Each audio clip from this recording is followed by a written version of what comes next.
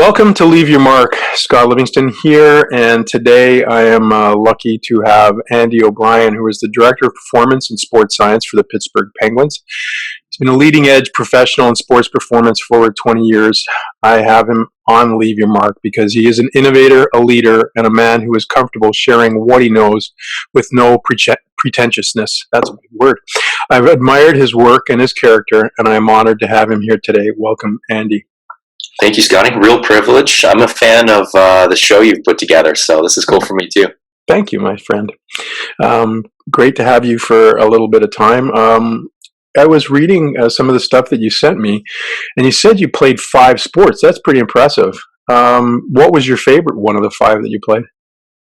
I'd probably have to say track and field. It's really interesting. I think every decent athlete growing up in PEI back in those days, you kind of played every sport, and it was a different time. It was the sport seasons were pretty short. I remember playing AAA midget back in PEI. We had a 28-game schedule.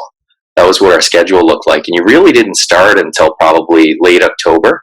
So we followed the school season. There was a fall sports, winter sports, spring, summer.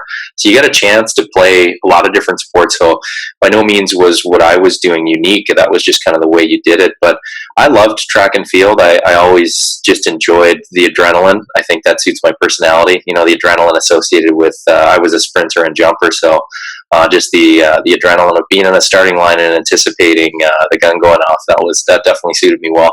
That's awesome. What was your most favorite event in track?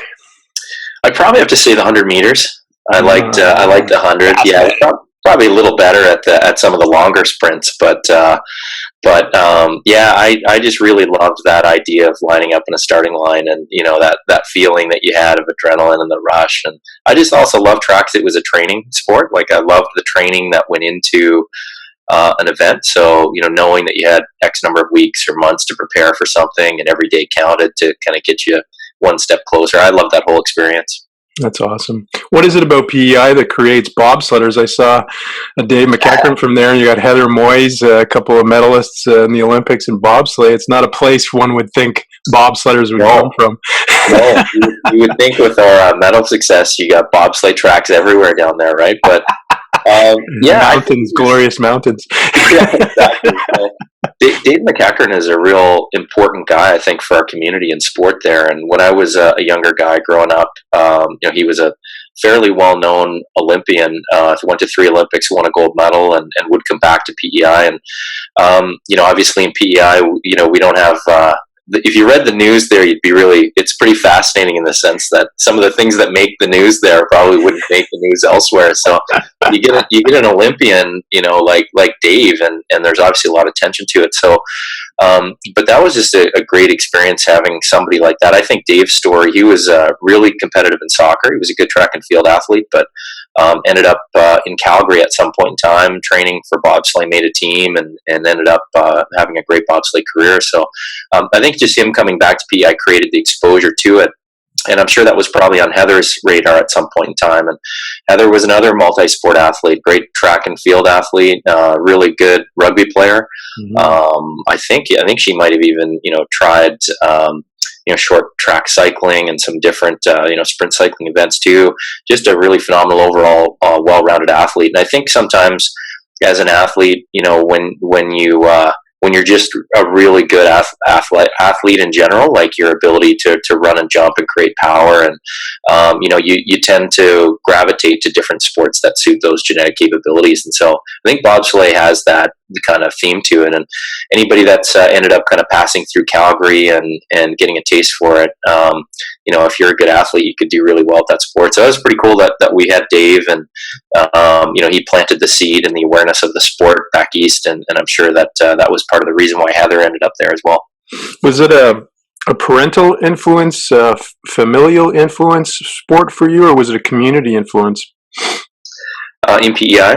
For you growing up, was it your parents that drove you into sport, or the community, or it just was, you don't even really recall how it all kind of came together?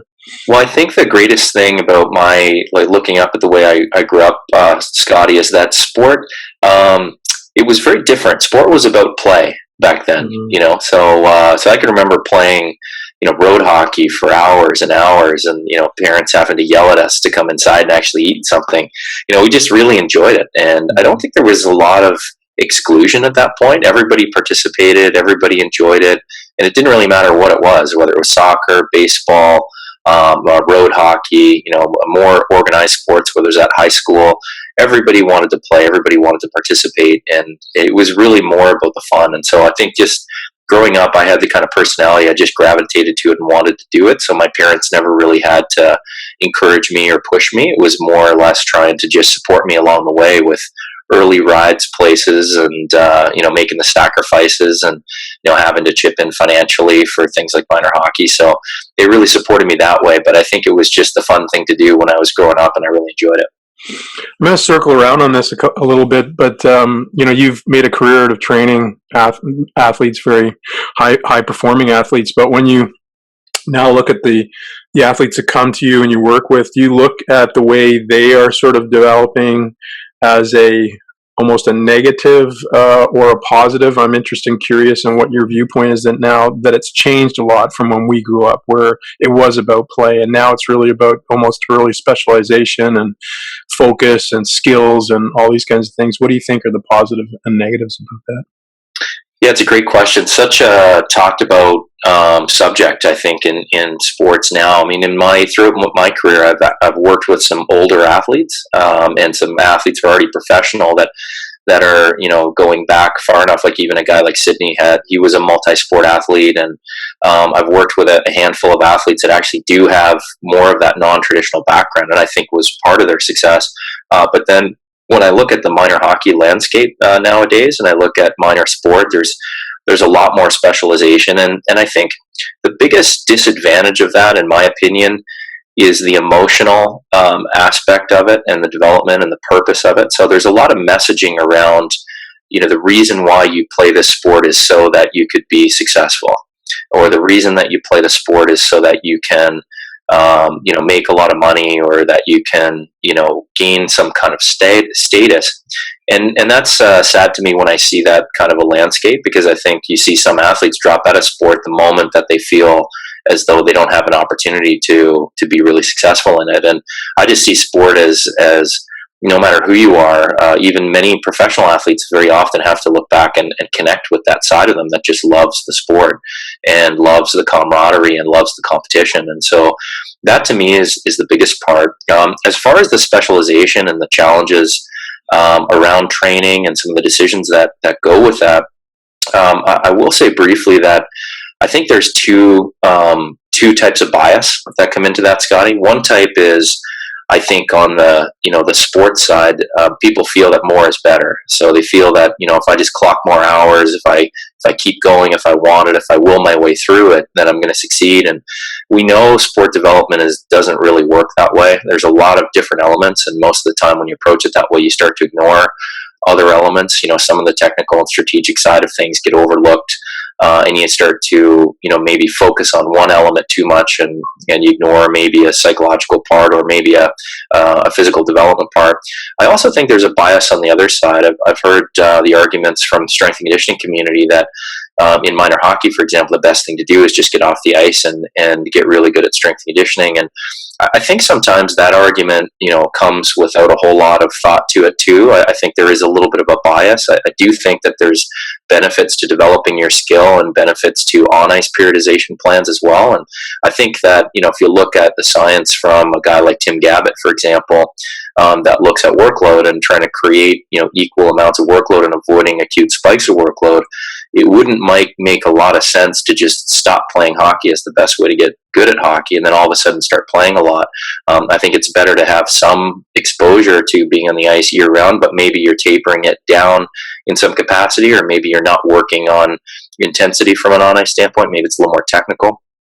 So I do think somewhere in between those two extreme biases, there's a better argument that talks about how some of the developmental aspects of becoming a young athlete and the technical and tactical aspects can flow together well. That's awesome. I noticed that you had referenced the Rocky movie as an influencing factor for your interest in training. What was it about? Was it about his the energy that he put into it, the story around it. What perked your excitement or the sense of connection with that?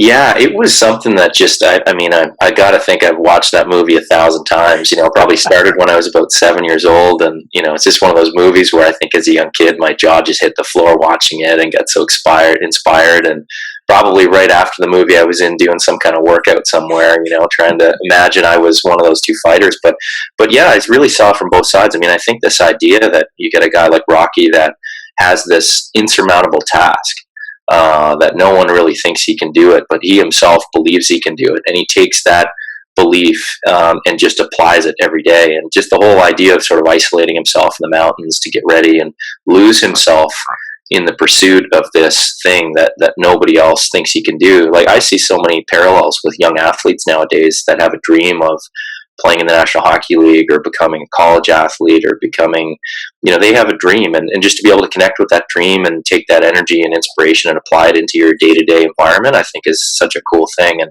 such a big reason why I'm a part of this industry.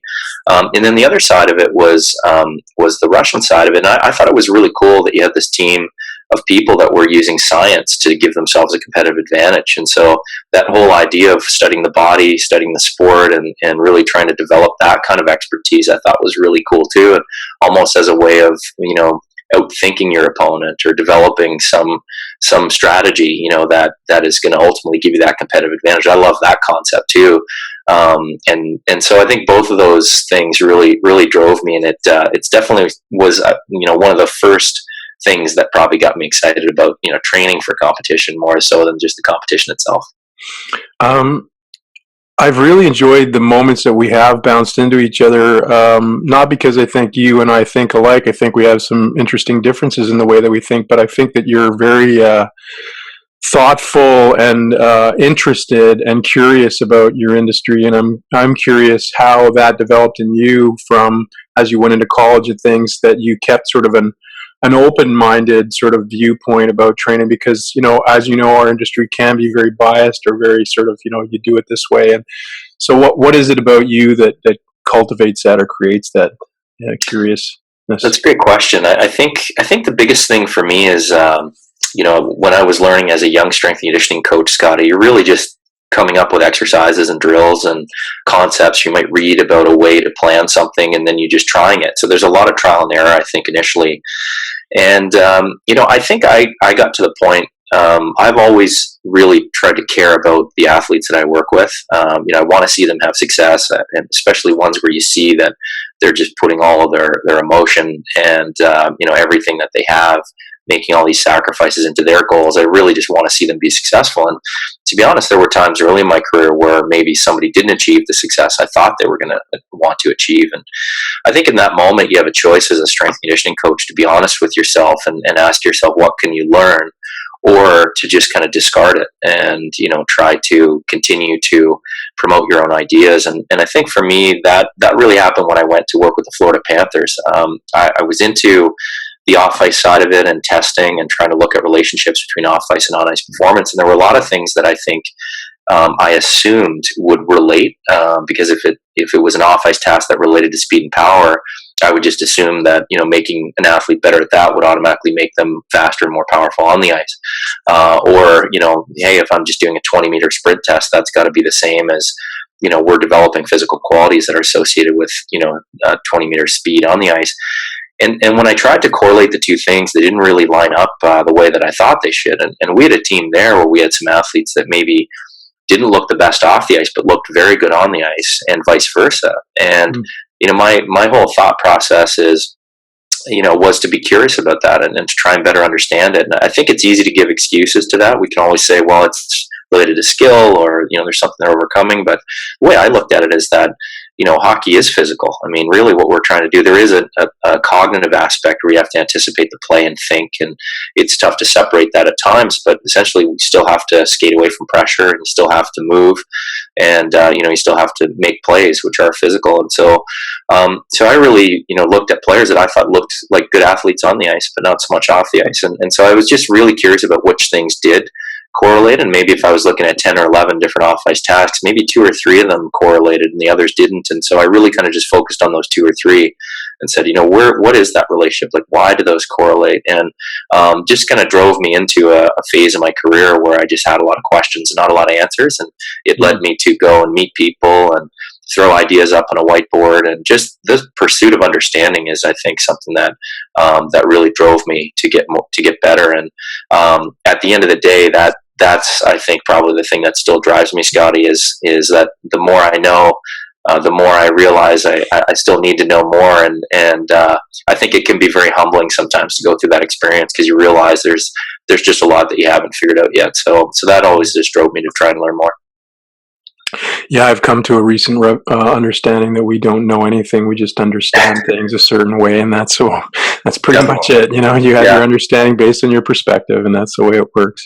Were there any sort of standout influencers in that process of your sort of really tasking yourself to look at what you were doing and your growth as a professional? Yeah, I think so. I think unlike some people that may have had an opportunity to truly mentor under someone, that they had one kind of predominant influence. I've had a lot of different influences, even some people that I've just read their work and looked at the way they think, or maybe been inspired by something that they do. But I've really had many in terms of my style or the type of work that I do.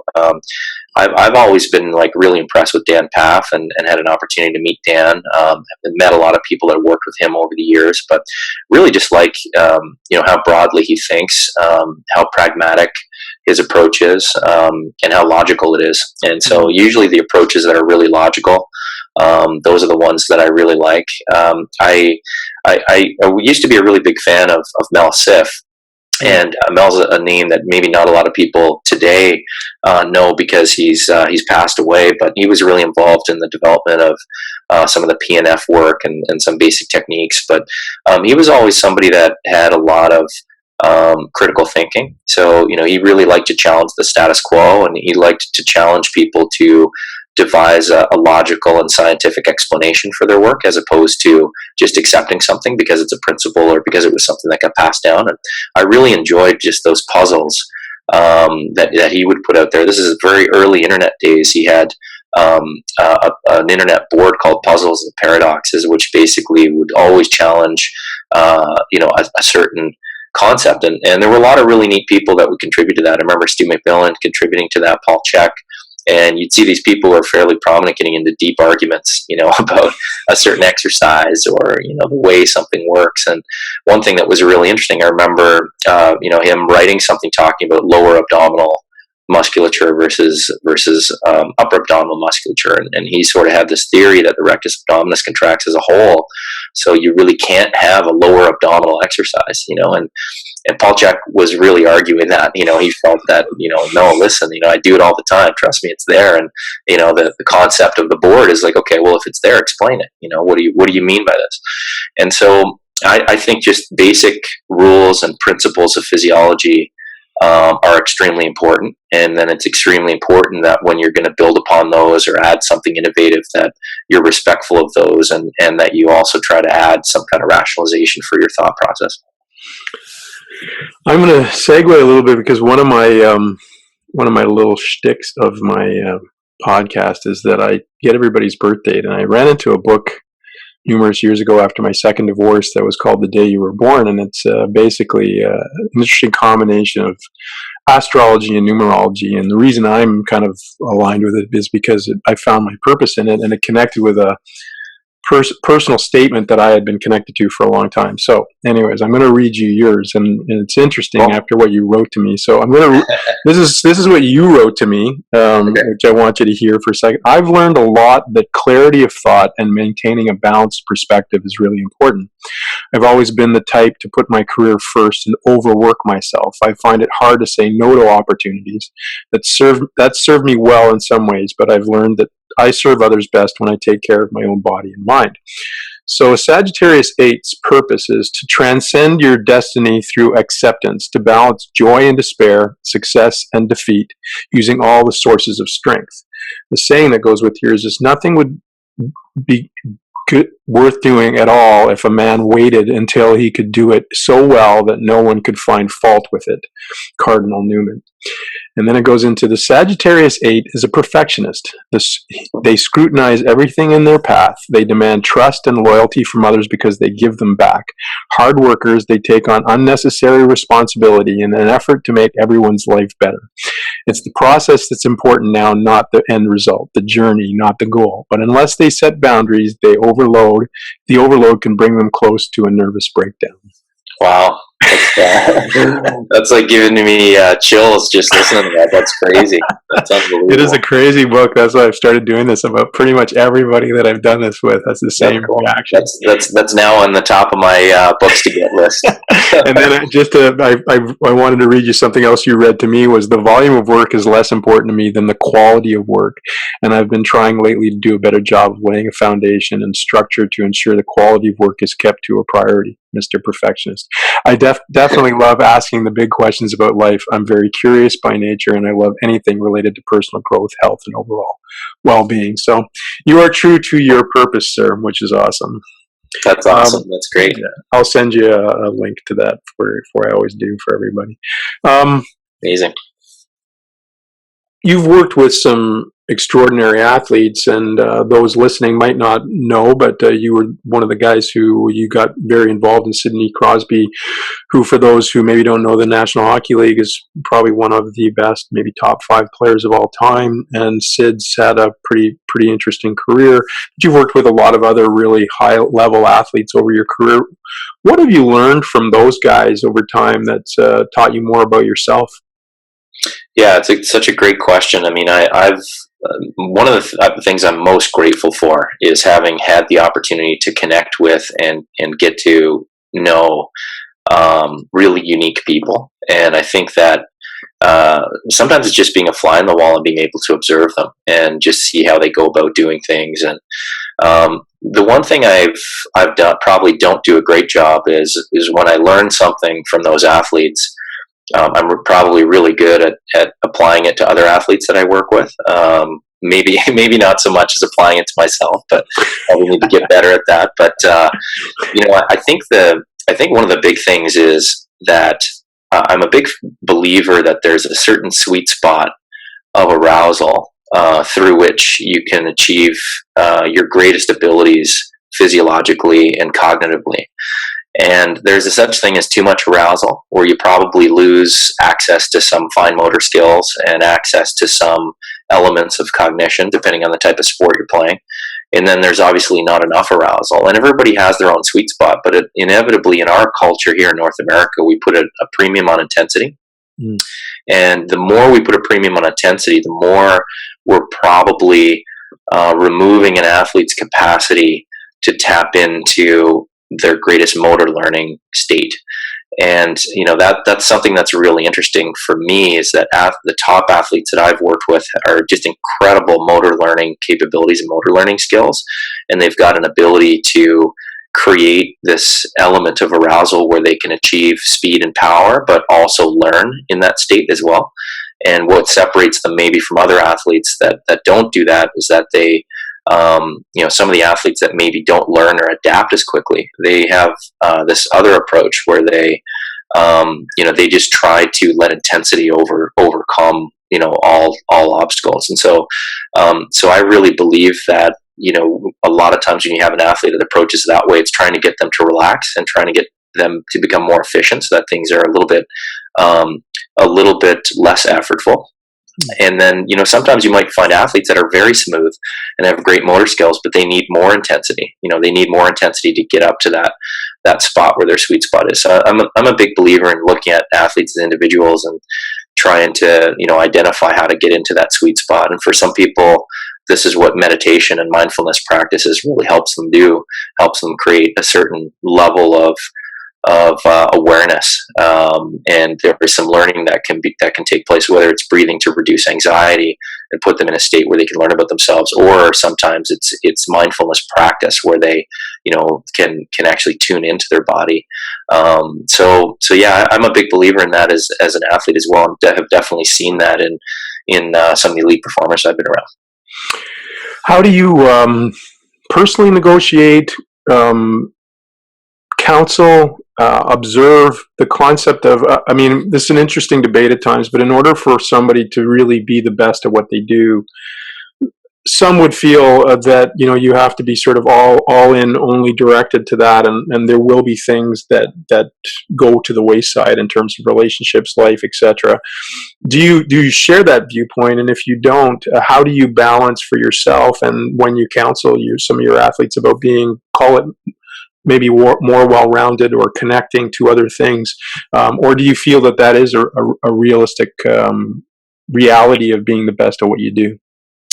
That's such a great question. That's right at the heart of sport and our society in particular. There's no question about it that one of the common denominators that you'll see of ultra successful people in sport, in business, in any kind of endeavor, their life tends to revolve around that task. I've known some really successful musicians who've said the same thing. It's just ultra sacrifices, ultra commitment, ultra level of focus and endurance, and applying yourself day in and day out. And yeah, there's a certain level of productivity that goes with that. I look at it as short-term and long-term success, Scotty. So I think that there's a point in time in which you may need to apply yourself with that level of intensity, and that, really lose yourself in what you're doing. But, you also have to create some kind of long-term plan that gives you balance for that. So, I've seen some ultra, high-end performers that have a tendency to lose themselves in their craft with this crazy amount of intensity and do incredibly productive things, and they just seem to outlast other people. Other people just fatigue. They can't stay on, and they can't maintain that. And Sydney is a great example of that. You see them in the playoffs. Playoffs in the NHL is a grind. It's 2 months long, and some people just can't stay at that 110% intensity emotionally and mentally. But he's like that every day. He practices like that. He trains like that all day, all year round. And so it's just easy for him to sustain it. And he's just so highly motivated to stay in that zone. But I think if you take athletes that engage themselves like that, then you have to step back and ask the question, okay, well, what is the cost of this? What are the areas of my life and as a human being that are being sacrificed to achieve this? And then how do I add that back in? And so what are the times in which I need to really withdraw from this and center myself and rebalance? How can I make time for other things? And for some people, this is met by some kind of specific practice that they have. For some people, they have either mind coaches, sports psychologists, or psychiatrists that help them with these things. For some people, it's family. So, they stay grounded by, time with family and friends where they can, not be this incredible athlete. They can just be a person and be themselves. So everybody has their own way of doing it. But I think it all starts with the point of saying that that's unhealthy to do that. And it may lead to certain levels of productivity and success, but the long-term success is going to be by, having some activities or some kind of formal practice that allows you to stay balanced, so you don't burn yourself out. I'm curious when, you've had the experience. I was talking to Pete Twist the other day, and Peter and I spent 11 years in the league, did not win a Stanley Cup, and I know lots of guys who haven't, and you've been privileged to be able to be a part of that. So I'm curious how you gauge your personal success within the framework of an organization when the organization's primary modus operandus is to win a Stanley Cup or a championship, but only one team does. And so when you win it, how do you define your personal success within that? And when you don't, how do you define your personal success within that? Yeah, it's a really neat thing to have been a part of that for me. The greatest, it's funny, I had somebody, it was one of the hometown newspapers that asked me this question. They said, how does it feel to win the Stanley Cup? And I don't actually look at that as, me winning it. I wasn't an athlete that really participated in that so much, but I'm so grateful to have been able to witness what happened, and obviously played a role. I think every member of the staff plays a role, and it's by no means, it's not to diminish that. But to me, it's more of an experience I'm grateful for than it is an accomplishment, to be really honest. I think that, to work with people day in and day out, and to have these relationships and to care about them and then see them successful, that's a great reward. And there's no better feeling than watching the guys on the bench as the time ticks down, or to see them lift the cup over their head. Or, I mean, we had like so many like small stories. Like Mark Strait, for example, was one of the guys that was basically a healthy scratch for our team. He played a couple of games, but still got to put his gear on and go out at the end of the game in Nashville there and lift the Stanley Cup. So for me, it's just seeing guys like that have paid their dues and put their time in, and just see it kind of come to fruition for them. So the greatest reward for me, probably first and foremost, was just seeing the athletes who are sacrificing their bodies and really taking the culmination of all their work through their career to get to that point and finally realize their dream and achieve it is the coolest thing. A guy like Phil Kessel, who has gone through a lot, taken a lot of scrutiny, to have that moment of glory and see those guys that you care about and are supporting every day achieve it. That was the first thing.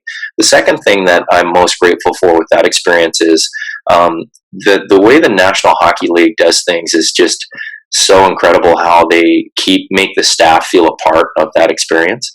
And so, the ability to share in the cup, every member of the training staff gets to have it for a day. You bring it to your hometown. And so for me, that was really cool to share it with my family. Did some things with some charities there, brought it to a local hospital, brought it to the gym where I, kind of got my start in PEI. We did some things with Special Olympics athletes. And probably my favorite thing was I brought it to a seniors home, and it was a surprise visit. And seeing some of those people interact with it, they're different, it was a different era. They didn't really care about the Instagram photo as much. They just really wanted to ask questions like, oh, tell me about your story, why is this here? And they would look at some of the names, and some of them would remember the games and remember where they were. And it was just a neat experience for them to touch it, see it, interact with it. And it was a cool part of their day. So all of the richness that comes with the National Hockey League, the history, the people, that's what that's about, is that great experience. And I don't think, I feel so grateful to have been a part of the Penguins organization, because we have so many great players, great coaching staff, an organization that gives us a chance to be successful. But there are so many great people who've never won a Stanley Cup, but are still getting those other experiences. The history of the game, they're part of so many great things, and the richness of the game is still there for those people. And so I think, the cup isn't about winning as much as it is, connecting you to the history of the game and connecting you to all these great experiences. And there's a lot of glory in the teams that maybe went to the finals and won a conference championship or divisional championship, and all the Memorial Cups and all the different things and parts of hockey. And I don't necessarily see winning a cup as necessarily the definition of success as much as it is the greatest possible reflection of the game itself and what it's all about.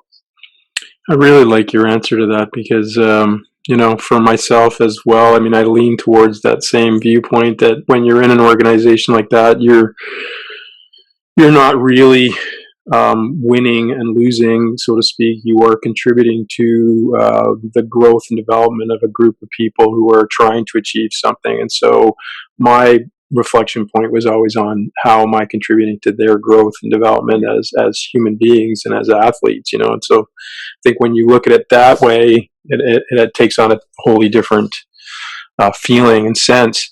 And to that end, I'm wondering, when you look at, I liked what you had written to me about the concept of your connection with process versus the end goal or the goal point. And I think to some degree that's something that sociologically we've gotten a little disconnected with. We've gotten very connected on goals, getting the medal or the car or the job or what have you, and it seems to be very empty void for a lot of people over time, and they just keep sort of trying to, fill it with the next goal. And so how do you counsel, coach, support the growth and development of your athletes or those that you work with in their understanding the concept of process and the process of getting somewhere and owning that process and having a greater connection to that versus the actual goal itself?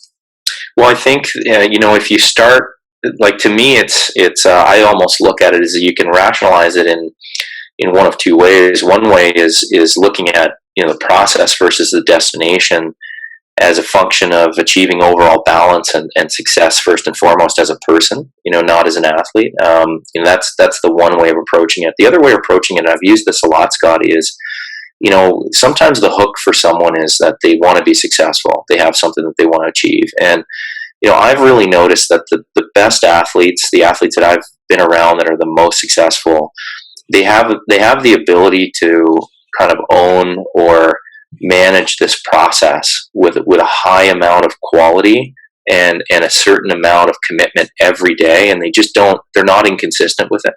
So they don't fatigue, they don't show up unprepared, they don't have these off days. Like, they're always just finding a way to maintain the top quality of their work on a day-to-day basis, and their preparation and their mindset.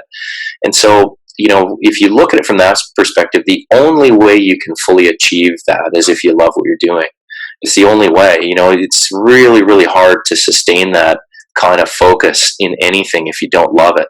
And so you really have to find a way to maintain that. And so if you love, the sport, if you connect with the true essence of what we're trying to do here sport-wise, then the day-to-day work is enjoyable to some degree, and it's all worth it. If you look at the sport as from kind of a myopic viewpoint, as this is about winning, or this is about a destination, then that process becomes really hard. And even if you're a dedicated person, some people just, it's human nature that when something isn't enjoyable, it's really difficult to sustain it for long hours, day in and day out. And so I think this is, the success is a function of sustaining high quality work on a consistent basis. And in order to do that, there has to be some level of love for the sport, and some level of appreciation and gratitude for the opportunities you have.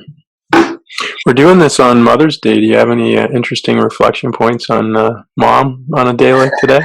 That's very fitting. My mom is a great woman, and I probably tell more mom stories.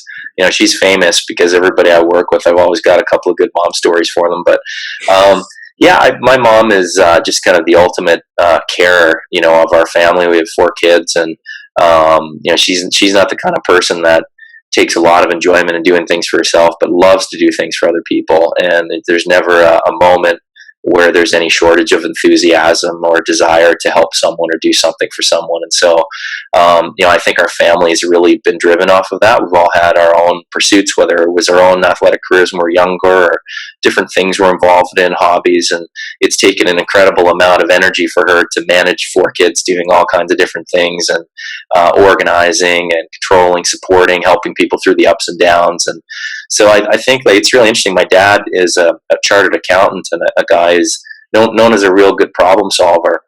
And I always felt like it took a little bit of my both parents, the analytical side of things from my dad. But I think just in our career, it's so important to care for people and make them feel cared about and supported. And I think my mom's really taught me a lot in that regard. So I had a sports psychologist. What's a good mom story that on Mother's Day that you have to tell me, the learning one for you?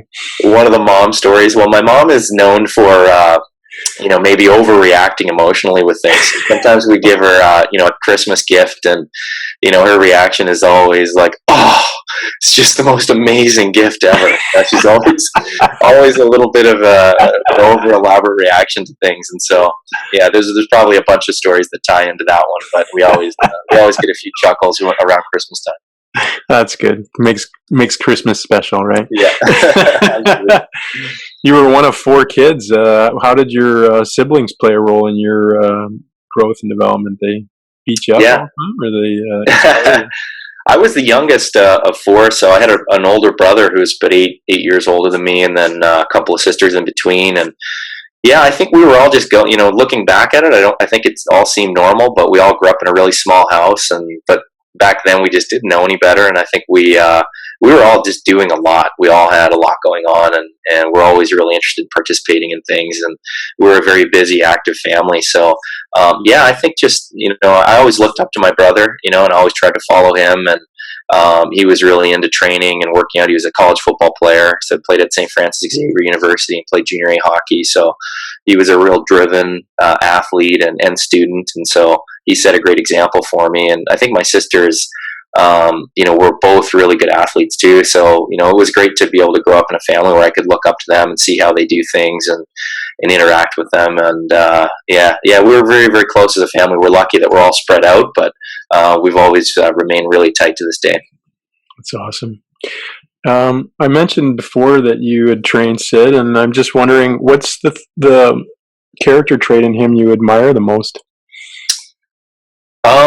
I would say the character trait I admire in him the most definitely relates to his personality. He's just extremely humble, and he's the person who could probably, like, wield their authority sword most easily, because he's this guy that has a tremendous amount of influence and a tremendous amount of ability to ask for different things, but has always prided himself in not being that guy.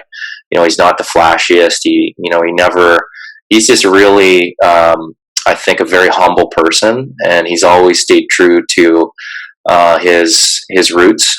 He's extremely gracious with his community, always gives back, and he's just honestly never changed. I've just never seen an ounce of change in his personality that's different from the 13-year-old kid that I met and began working with at that time. I can honestly say he's just the exact same person, and I think that's a great quality to have, and so difficult. I mean, it's so difficult to accomplish that. So a lot of credit to his parents and his family, and he himself, for being able to just remain this humble person that hasn't changed one bit in spite of all his success. I know you've worked with a lot of guys in your business, and you have an influence on some young professionals as they're growing up now and stuff. Do you enjoy that role as a mentor, and how do you take that on? What is your sense of responsibility to that? Yeah, that's probably my favorite thing at this point in my career, Scotty, is teaching things that I learned and love learning and are passionate about, and things that maybe it took me 10, 12 years to discover in and of myself, and now have the privilege to be able to share that with other people. And I get excited about sharing it because I think they're cool discoveries that I've made. So to be able to take some part of my own experience or journey and pass that on to someone else, and hopefully see them utilize it and take it and add to it and make it better, and let the energy and the long hours kind of live on through other people, I think that's awesome. And then I think just connecting with other people that are passionate, I definitely recognize and relate to the passion that they have, and so it's so great to support them. And there's been, I think there are 5 or 6 different employees in the NHL now that came through some kind of mentorship or some type of working relationship with me. So there's a little crew of people, that I have that are just friends now, which is a really neat experience. But I think the thing I've realized too is it's been very humbling going through that experience for me. I've realized that mentorship isn't easy. It can be really, really challenging at times, and it can be really challenging, I think, to have the patience to meet someone where they're at and allow their experience to be their experience, not yours.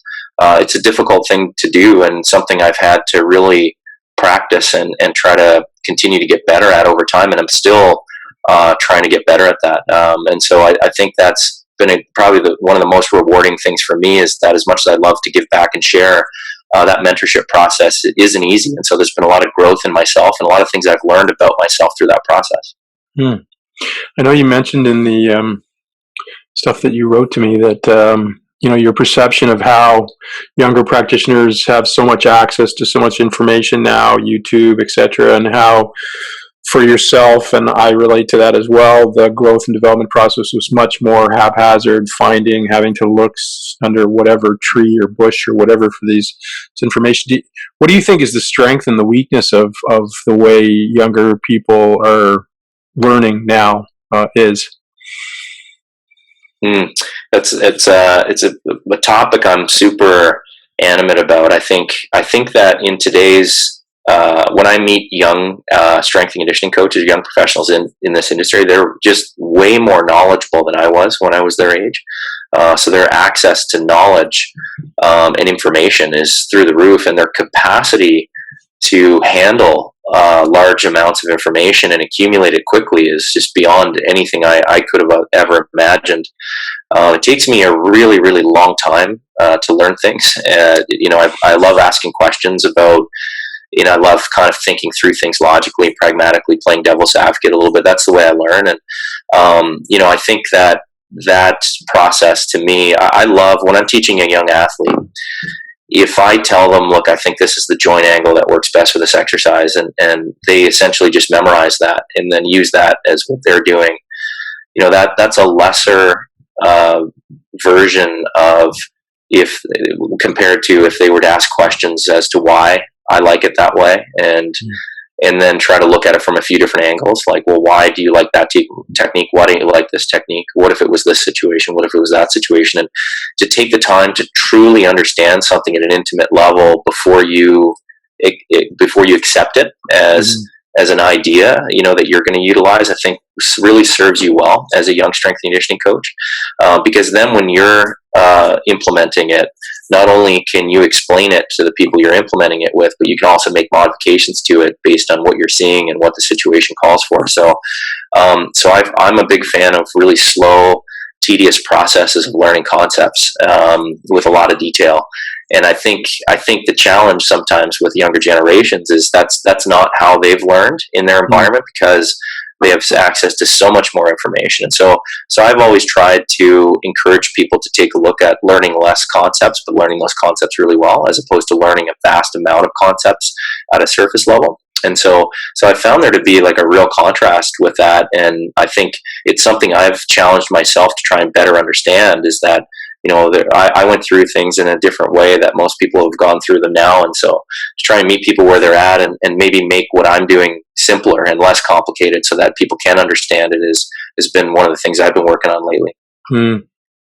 Yeah, I think it's a double-edged sword. I think it's like you said, it's the opportunity to be able to digest as much information as they have access to now is just incredible to me. Like all the things that it took me 20 years to learn, they have access to in a couple of Google searches almost.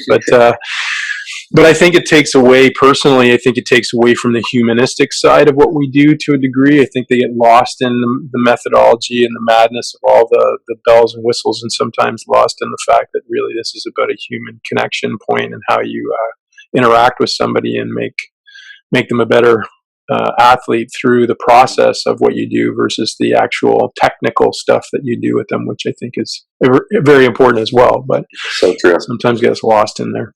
Yeah, that's a great point. Well, it's been beautiful talking to you. I have one more question for you. As you look forward, well, we don't look forward to passing from this earth, but you will do it one day. What would you like people to remember you for? I think just the biggest thing is for me is somebody who was kind and helpful. That really is what it boils down to. I think that in my work with athletes, probably it's one thing to create services and to provide expertise, but it's another thing to sort of support the athlete on a deeper level and to be helpful for them in many different ways. And so I always believe that every athlete that hires me, I really want to make an impact. And sometimes that adds a lot of stress to my plate, because I feel like I have to, in order to make an impact, it's not easy. But the impact to me is defined by their overall experience with me personally, not just with the actual work. And so I think just being kind and helpful is part of growing up where I grew up. It's part of the culture, and I've tried to find a way of making this career, happen in a way that's really consistent with those values. Awesome. Well, you've been kind and helpful today, sir. Thanks very much for taking the time. Really appreciate sitting down with you, Andy, for an hour, and I appreciate you taking some time out of your Sunday and out of Mother's Day weekend to chat with me.